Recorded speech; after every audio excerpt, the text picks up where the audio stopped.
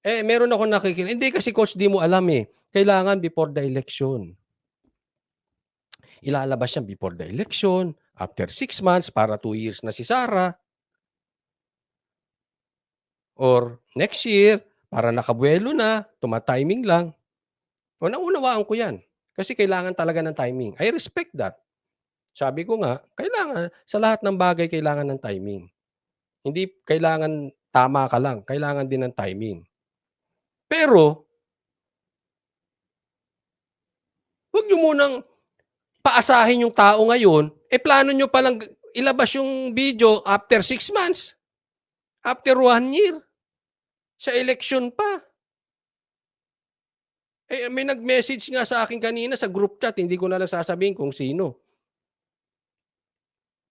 Ano ba talaga motibo? Kung may video, ba't hindi ilabas? Kung ilalabas, gusto nila ilabas after 6 months, after 1 year, after the election o before the election of 2025, anong motibo nila at dinadakdakan nila ng dinadakdakan ngayon, araw-araw? Wala naman pala. Hindi pa naman pala ilalabas. Anong motibo? O kayong sumagot, anong motibo?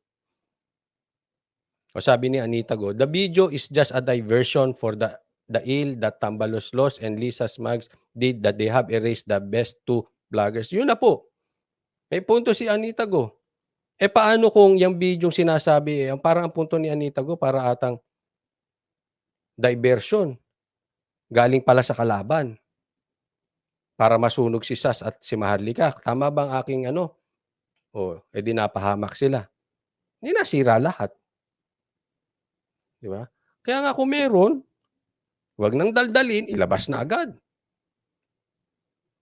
Kung wala, wag na kasi masusunog Alam niyo po ganito, ha?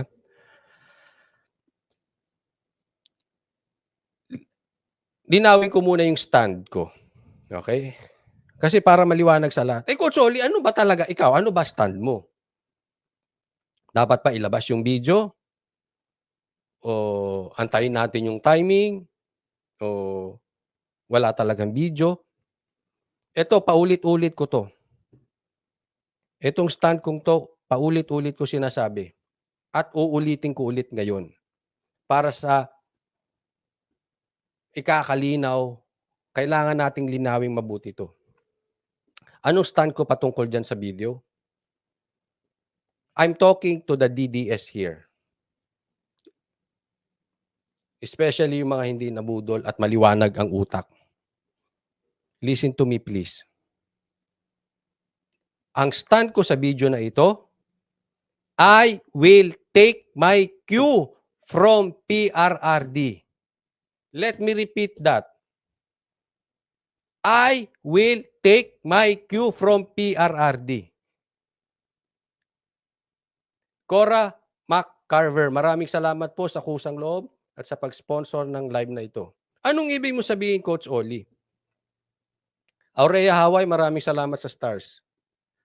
Ang ibig kong sabihin, DDS and my leader is PRRD. Pag sinabi ni PRRD, lintik na video na yan, ilabas nyo. Then, isisigaw ko dito, ilabas. Pag sinabi ni PRRD, walang video, isisigaw ko sa channel na ito, walang video. And I hope ganyan din po yung talagang nagsasabi na sila ay DDS. Huwag na po tayong pabudol ulit. Let me remind you of a short history. 2022, 2021, nagpaalala si PRRD ng iboboto. Meron siyang sinabing jet plane, may sinabi siyang coke. I took the cue from PRRD. Marami hindi nakinig. Kung lahat tayo, we took the cue from PRRD, hindi natin pinagdadaanan itong ating pinagdadaanan. Kung ang mga DDS nakinig kay PRRD, ang linaw po Kung ang cue natin kay PRRD, yung problema natin ngayon, hindi sana natin problema. Hindi ko po kayo sinisisi. Kaya nga sabi ko, kung kayo ay naliwanagan, thank you po, welcome. Hindi po 'to paninisi. Ito ay pagpapaalala na huwag tayo ulit papabudol. Maawa kayo, DDS. Kung kayo DDS, please, I'm not saying magaling ako. Ang sinasabi ko, magaling yung leader natin, eh. May proof, eh. Tanong ko sa inyo, binudol na ba kayo ni PRRD?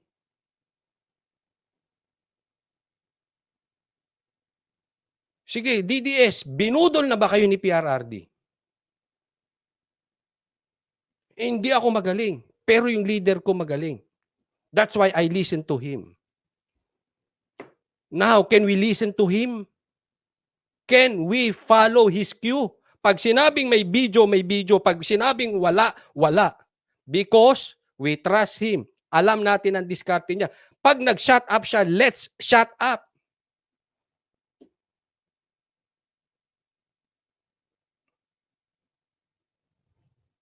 Sabi dito, anak niya mismo nangampanya kay Marcos, Coach Oli. Kaya nga DDS, eh. DDS means PRRD. Kayo, nasa sa inyo.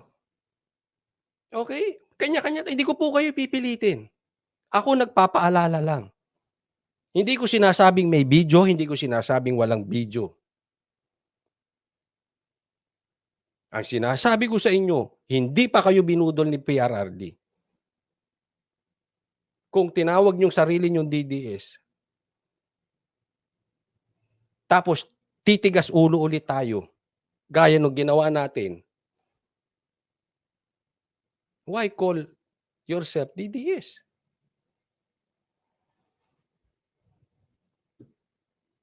Aurea Haway, maraming salamat po.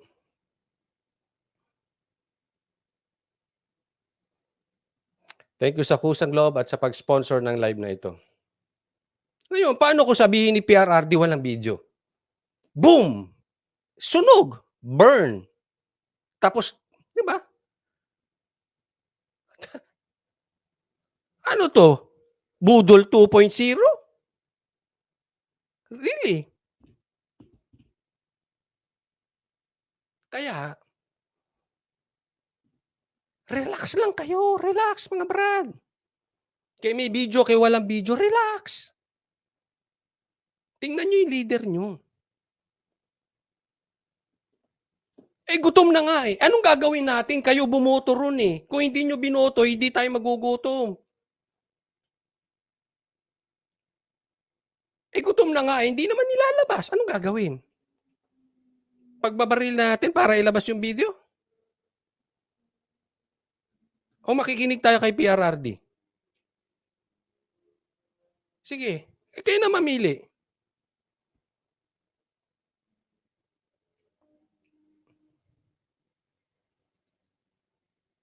Oh, may lumalabas na balita. Wala daw video, sabi ni PRRD. Ako, personally, hindi ko pa narinig. Kaya hindi ko ma-discuss sa inyo. But whatever it is, pag sinabi ni PRRD may video, may video. Pag wala, wala. Pag sinabi niya, relax. Next year ko ilalabas. O dis, relax. Magre-relax ako. Oh, tapos. Next year tayo natin pag-usapan. Oh. Tanda, ito po pagkakaiba natin, ha? Doon sa ibang kulay. I'm talking again here to the DDS. Ito pagkakaiba natin sa dating loyalista, sa mga loyalista, sa mga pinklawan, at sa mga DDS. Ito pinagkaiba natin. We have a strong leader. We don't have a vacuum in leadership. We have a strong leader. Kaya hindi natin kailangan magkanya-kanya. Na gaya nung iba. Why? They don't have a strong leader. May vacuum sila sa leadership. They don't have the privilege like the privilege we have in PRRD. Naiintindihan? So let's follow.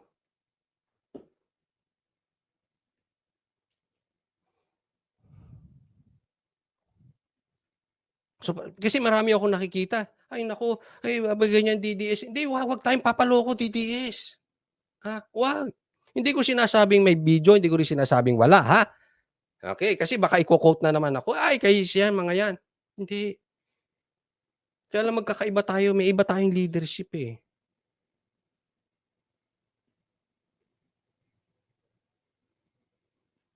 'Di ba? O sabi dito, "Si Banat ba yang nakakaalam niyan?" Yun ang paniniwalaan ko, sir. May punto ka, mayang. Sino ba? Trusted ni PRRD si Banat Bay, eh. Ang ganda nun sinabi kahapon ni Spencer Lacalle, imposibleng iwan ni Banat Bay at ni Mocha si PRRD. Kahit bayaran mo ng milyon-milyon yan. And I side with Spencer Lacalle. It won't happen. Kaya nga po sila nagkakanya-kanya ng pasikat, eh. Why? They don't have a leader like PRRD. We have. So kalma, mga brad, kalma. Kalma kayo, relax. Subscribe muna dun sa mga hindi ko subscribe, relax lang tayo.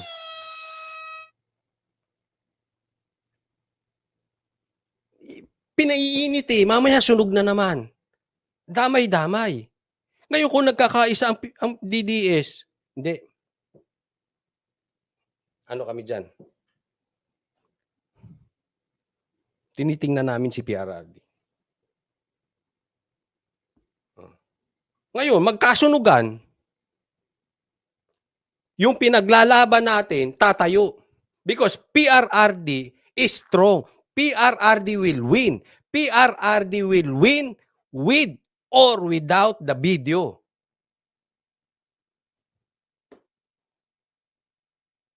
Intindihan? Kalma, mga brad. Hindi ko po sinasabing panatiko kay PRRD. Hindi, eh. Kasi yung tao may resibo, eh. Sinong hindi korap? Siya. Sinong hindi adik? Siya. Sinong galit sa adik? Siya. Sinong galit sa rebelde? Siya. Siya. Ang daming resibo. Isipin mo walang pera. Kulelat sa pagkapresidente. Nanalong presidente. He knows what he's doing. Sino paniniwalaan nyo?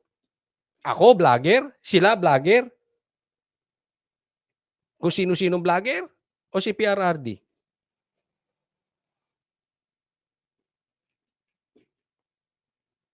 Ina-agitate kayo, eh. Relax lang. Sabi nga, there is a time for everything. There is time to vote. There is time to shout. Ulitin ko. Kung yung tayo, hindi to pagsisisi, parang binabalikan ko lang para hindi natin maulit, eh, yung pagkakamali.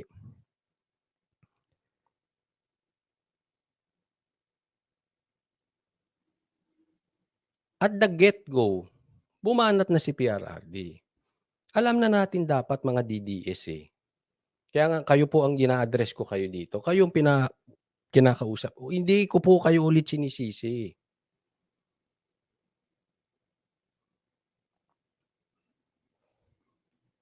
Pero sana inunawa natin si PRRD, ba't siya nagsasalita ng gano'n? 'Di ba? Baka sasabihin niyo sa'kin, kasi sabi ni vlogger ganito, si vlogger ganito DDS. DDS ka ba dahil dun sa vlogger o DDS ka dahil kay PRRD? Kasi yung DDS na yun na vlogger pumunta ro'n. Ayoko pong magbintang. Okey? Pero tao po yun. Hindi ko sinasabing superman si PRRD. Pero yung vlogger na yun is not PRRD. Kahit ba sabihin nating DDS yun. All the more kung hindi DDS yung nagsasalita na vlogger. Sinong papaniwalaan niyo? Kaya tayo nagkaloko-loko, because of small mistakes, small decision nating mali. Why? Mahilig tayo sa marites. We like popcorn content. Sa riders, eto alam ng mga nagmomotor 'to. Kasi we like tae content. Sa motor, sa motor. I'm not talking about politics. Anong bumebenta sa riders? Tae content. Popcorn. Ayokong magdunong-dunungan sa inyo, hindi ko pa napanood. Pero what if totoo 'yun? Sinabi ni PRRD walang video. Anong gagawin natin mga DDS? Titigas ulo tayo ulit? Papabudol tayo ulit? Please pakisagot ako, yung mga DDS lang ha. Yung mga loyalista alam ko naman ang lining niyo, eh. Yung mga dilawan alam ko lining niyo. Yung mga DDS, paano kung totoo yung balita na nasagap ko wala daw video? Sinabi ni PRRD mismo. Okay? Kung totoo lang naman, hindi ko nakita. Paano kung totoo sinabi niya 'yan? Anong gagawin natin DDS?